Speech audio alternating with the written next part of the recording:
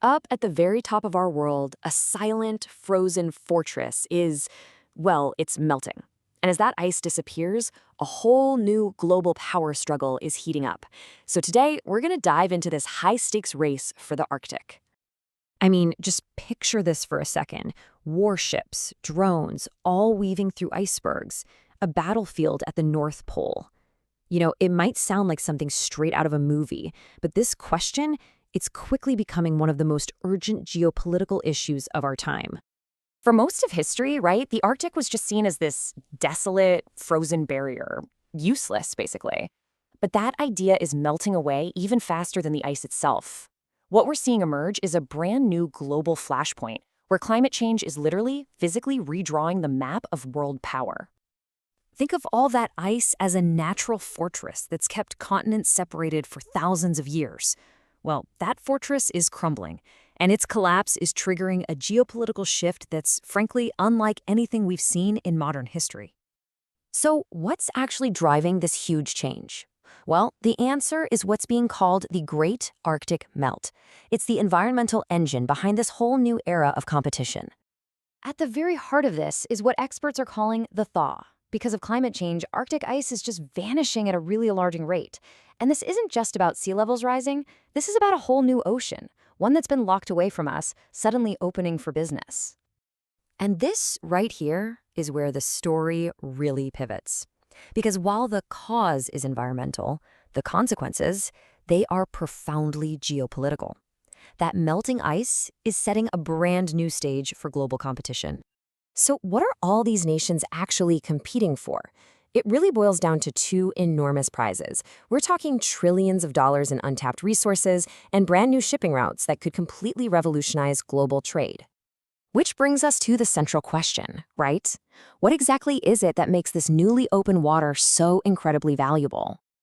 Well, the answer is really twofold. First, underneath that seabed lie some of the world's biggest remaining reserves of oil and natural gas. And second, new ceilings are opening up.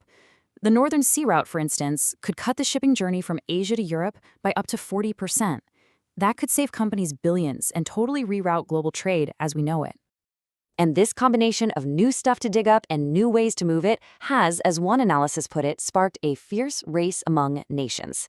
Every country is scrambling to secure its advantage on this new frontier. Okay, so this brings us to the players themselves. Who exactly is competing in this really high-stakes race for the North Pole?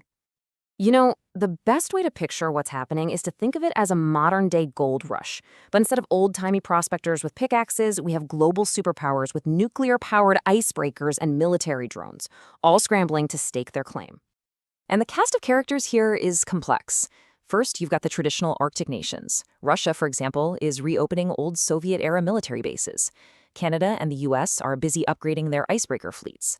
But then you've got these new players, like China, which has just declared itself a near-Arctic state and is pouring money into a polar Silk Road.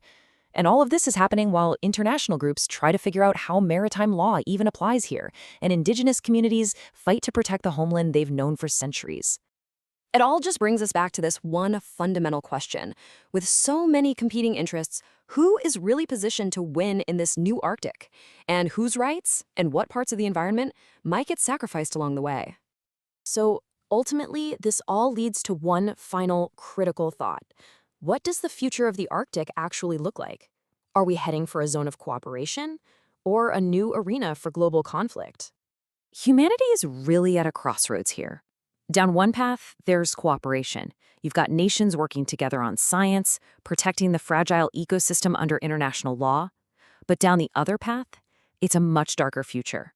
Military buildups, diplomatic standoffs over who owns what, and dangerous new tensions at the top of the world.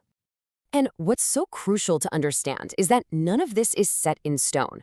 The rules for this new ocean, they're being written as we speak, with every single ship that sails and every single claim that's made. And so, this is where we're left. As the ice keeps receding, who is going to write the next chapter for the Arctic? Is it going to be a story of shared stewardship for global treasure, or a cautionary tale of a great power race for the very last frontier on Earth? The answer? Well, it's unfolding right now.